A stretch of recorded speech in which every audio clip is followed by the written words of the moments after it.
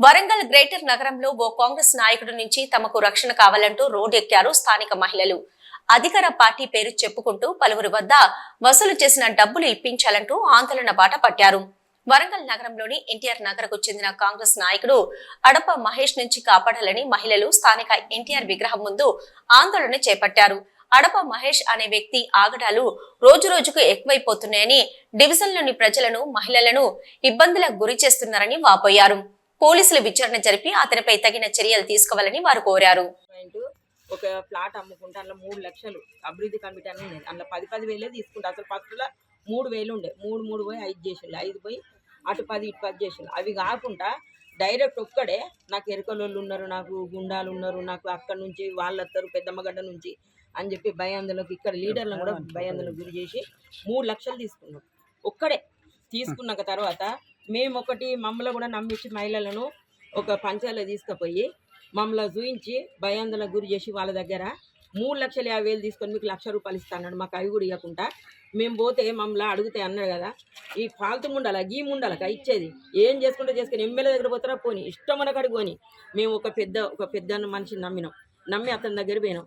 పోయి అన్న మాకు ఇట్లా అన్యాయం జరిగింది, నువ్వు కొంచెం పార్టీలు ఉన్నావు, మరి మీ పార్టీ పేరు చెప్పుకొని కాంగ్రెస్ పార్టీ పేరు చెప్పుకొని పార్టీని బస్టు పట్టిస్తాడు, మరి ఎట్లా మాకు న్యాయం చేయని చెప్పంటే అమ్మ నేను ఖచ్చితంగా పిలిపించి మాట్లాడతానన్నాడు. మాట్లాడితే ఆయన రెస్పాన్స్ ఇస్తలేడు. ఆ డివిజన్ అధ్యక్షునికి ఆయన ప్రియారిటీ ఆయన గొట్టంగాడు వాంతోనేమైతే ఆయన కూడా అన్నాడే డివిజన్ అధ్యక్షుడు ఆయన కూడా ప్రియారిటీ ఇచ్చలేదు. ఎమ్మెల్యే దగ్గర పోతాపో ఏం చేసుకుంటారో చేసుకోవాలి, మీరు ఎంతవరకైనా చూసుకో మా మీదట కేసులు పెడతాడట. ఏమని పరువు నష్టం దావి ఎత్తా, నన్ను చిన్నంచని ఎత్తాను, వత్తండ పోతాడు, మీరు బతుకుతారా, పెద్ద మగడల చేతులు నీ కొడుకు బతుకుతాడు, ఆట నడుపుతాడు, ఏడ చూసుకోవాలి ఆడ చూసుకుంటా అని చెప్పి అంతకుముందు కూడా మాకు పత్తిక మార్గంతో నా కొడుకు డాగేపించాడు, ఊర్లంతా అరాచకాలు చేపించిండు. అయినా మీరు రెస్పాన్స్ ఇవ్వాలి. మళ్ళీ ఇంకొక అతని దగ్గర ఇక్కడ ఒక అతను గిరిగిరి ఇస్తాడు, ఆయన దగ్గర ₹1,00,000 తీసుకున్నాడు. ఇంకో కరెంట్ అబ్బాయి దగ్గర ఆయన దగ్గర 50,000 తీసుకున్నాడు. బయట ఒక సేట్ దగ్గర పోయి ఆయన దగ్గర 50,000 తెచ్చుకున్నాడు. ఇంకో సేట్ దగ్గర ఆయన మా ఇండ్లలో ఇస్తాడు గిరిగిరి, ఆయన దగ్గర 2 లక్షలు తీసుకున్నాడు, 4 లక్షలు అయినాయి. బాధ్యత వాళ్ళ ఇండ్ల నుండి ఆధార్ కార్డులు తీసుకుపోయి నమ్మించి ఆధార్ కార్డులు దగ్గర పెట్టుకొని అక్కడ రాండి మీరు సంతకాలు పెట్టాలంటే వీళ్ళు పిచ్చోళ్ళు లెక్కలు గొర్రెలాగా సంతకాలు అట్లా లోన్లు తీసుకొచ్చిన ఇట్లా ఇబ్బందులు పెట్టిండు. చాలా మందిని ఇబ్బంది పెడతాను, భయాందోళనకు గురి చేస్తాను, మా మీదనే కేసులు పెడతా అంటాడు. దయచేసి మాకు న్యాయం చేయండి. కాంగ్రెస్ పార్టీని అడ్డం పెట్టుకుంటాను. కాంగ్రెస్ పార్టీలో తప్పు ఎలాంటిది లేదు. ఇలాంటి వ్యక్తి చీడపురులే ఏర్పడేయాలని మేము కోరుకుంటాను. రేవంత్ రెడ్డి గారిని, ఎమ్మెల్యే నాగరాజు గారిని కూడా ఇదే కోరుకుంటా. ఇలాంటి చీడపురులే ఏరండి, దయచేసి మాకు న్యాయం చేయండి అంతే. మాకు తప్పించి అంతకు మించి మాకు ఏం లేదు. నా పేరు పిట్ట సరస్వతి అంటే నేను బీజేపీ మహిళా మోర్చా జిల్లా ఉపాధ్యక్షురాలు. నా పేరు నాగలక్ష్మి. మేము ఇక్కడ సుందరనగర్లో రెంటుకుంటున్నాం. అడప మహేష్ మా దగ్గర డబ్బులు తీసుకున్నాడు.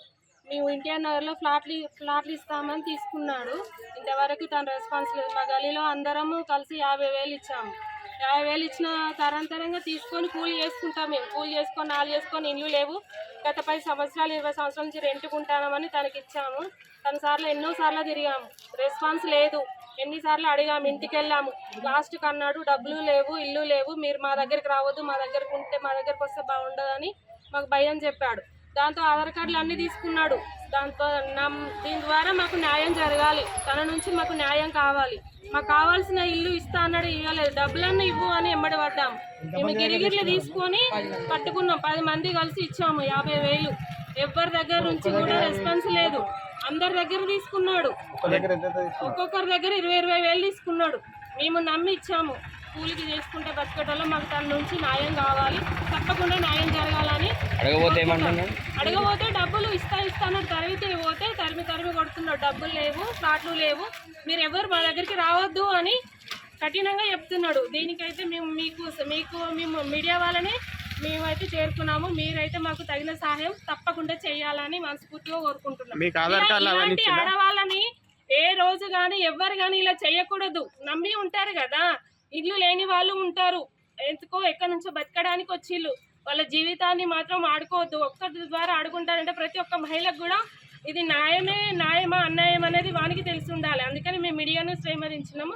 మీడియా వాళ్ళైనా ప్రభుత్వం అయినా ఎవరైనా మాకు తగిన సహాయం కావాలని మనస్ఫూర్తిగా కోరుకుంటున్నాం. ఏంటండి? లేదు, అంతవరకు మేము ఇంకా వెళ్ళలేదు. కాకపోతే మేము మహిళలమే కదా, మర్యాదగా వెళ్ళాము, కానీ తన వరకు కాలేదు. తనది వెళ్ళి ఇక మీడియాను ఆశ్రమించాము. మీరే మాకు తగిన సహాయం కావాలని కోరుకుంటున్నాం.